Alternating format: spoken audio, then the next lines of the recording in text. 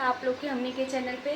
तो चली जाए वो श्री गुरु का भगवान का बहुत चर्चा गीत है, शिव चर्चा गीत था और कजरी गीत भी हो गए, उनमें राग मिला था। हाँ राग मिला था, कजरी है, कजरी गीत का राग हो गई ना। हाँ सावन में गावल जाला। तो वही से आप लोग ध्यान से सुनिए और बताएं कि कैसा लगा था आप लोगों के। हमने के अच्छा लगल तो हमने के लेके आए लिंचा एक खातिर आप लोग को सुनाए। बहुत बढ़िया गीत बा गाइस, ठीक है। तो आप लोग दीदी लोग चाची लोग सुनी जा और बताई जा कैसे बहुत ध्यान से सुनिए लोगन और तनी सपोर्टो चाहिए, ठीक है। करी जा अपन चल गौरा पीसत रहनी भांग धतुरवा साथ में ओही कैलाश में ना।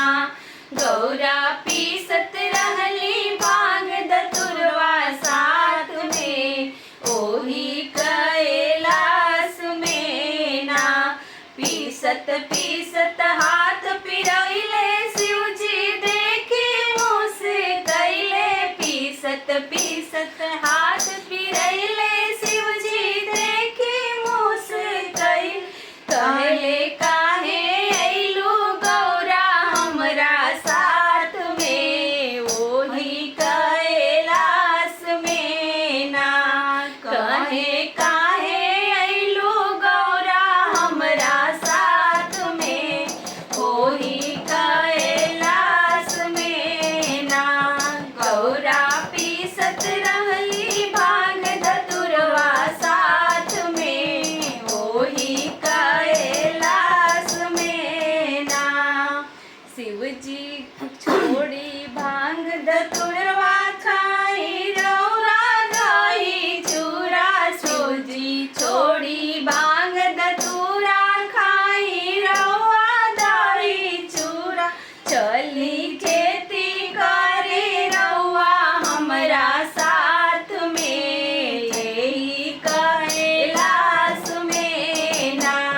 चली खेती करे रौआ हमरा साथ में यही कैलाश में ना। गौरा पीसत रहली भांग धतुरवा साथ में यही कैलाश में ना।